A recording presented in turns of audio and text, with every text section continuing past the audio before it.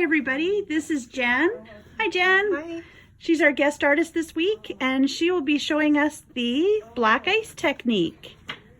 So, what kind of stuff do we need, Jan? Okay, so we need any kind of metallic paper that has a paper backing. Alternatively, you can also get any of the fine shimmer paper. That also works really well on that. So, and it doesn't matter any color, right? So any color of the paper and any color of the inks. Right. So the word black ice really is kind of a misleading thing because it could be red ice or blue ice. Yeah, I think that's how it started, right? Yes. Obviously. So it started with the black on the silver. Yeah. And that, but you definitely obviously can play around. Okay. And have fun. So jump in, show us what we're doing here. So you want a fast drying ink. I prefer StazOn, but archival also works. Archival takes a little longer generally to dry than the StazOn. So depending on, you know, if you have time to walk away or do some heat setting, you can choose whatever you want. Okay. So depending on, again, it's a really great technique for variability. So if you want a heavier look, then you're just going to obviously do a stronger or more firm touch, and if you want a lighter, just a lighter. So I always start off the page and I just kind of drag down. Okay. Right, and then you're going to drag back, and you're just going to keep doing that. So we inked that up pretty good today. Yeah. So we were struggling with it. By the end of the day, though, I think it's you know, because it's an alcohol-based ink, you know, it will dry a little quicker, and you have to juice her up a little more frequently. Yeah, definitely. So that makes a really great mirror, you know. It does. I can see you in it. Off. Yeah. On that. So yeah, you get that. So that going. streaky kind of look. Okay. Yeah. And then you're just gonna stamp your image. Pop that into. That's the Nelly stamp positioner. It's called the Stamp Buddy Pro. Some people were asking about it before, and it's a nice entry-level price point. It's $24.99 and can't beat it with a stick for what you know, for what you need it to. Okay, so Load it up. Now some of the stamps do tend to stick really well on the metallic paper, so just kind of be ready to grab your paper if it's and we have the nice fancy tables. Yeah, I know. So we're using the super high-end Costco. Yeah, all right. So one and done there, got her? Yeah, I like that. You think that nice and so it looks a little kind of misty and So this is it can be a very nice rustic look. Okay, because it almost looks wood grainish. You know what I mean? Like it looks a little bit that way. Totally. Okay. So next step is now we're going to use the Versamark ink or any clear embossing ink, and you're going to do the exact same thing. You're going to start off the page and go. I'm just going to make sure it's dry, because if it's wet, then it'll streak. And some of the gals, I think, did it a little prematurely, and yeah, so they did get some streaking. Streaking, but it actually looked good.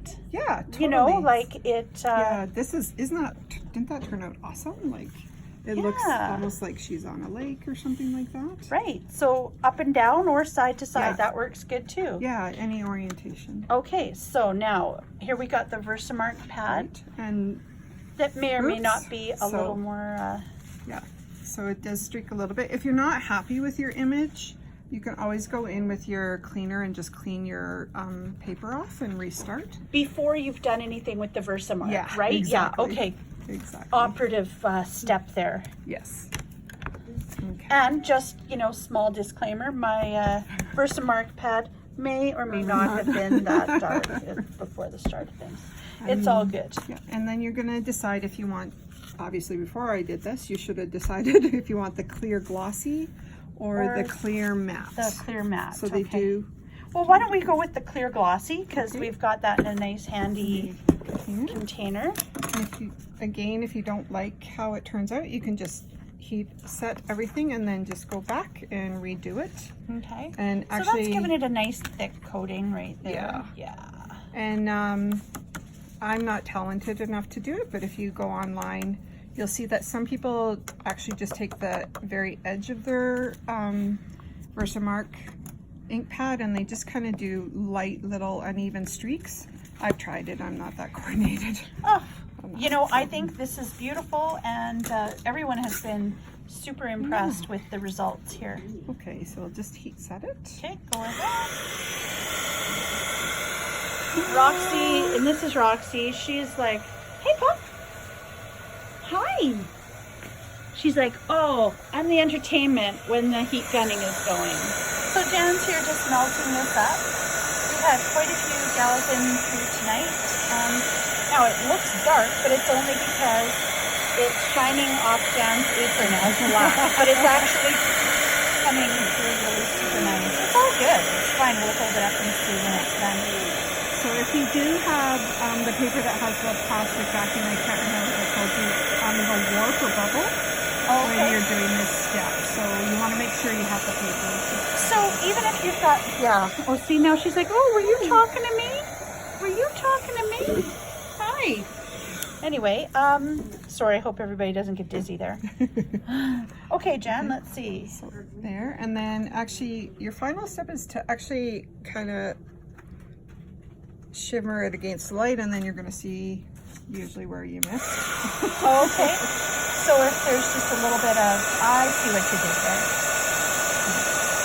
And so the paper that Jan's using today is this stuff here by Essential. It's called Miri Mat. It's from the UK, and it's kind of hit or miss for us to get into the store. But there's also this stuff here, and it's kind of rainbow holographic, and there's all kinds of different things.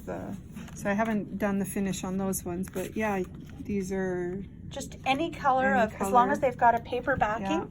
And it's worth trying, you know, if you've got something already, give it a shot and see if it bubbles and melts, and if it does, well, move on to something else. Yeah, I definitely tried that several times. Yeah, there we go. Okay, so here's our finished product. And then you can just trim it down. Yeah, trim her down, and then you get your beautiful card here.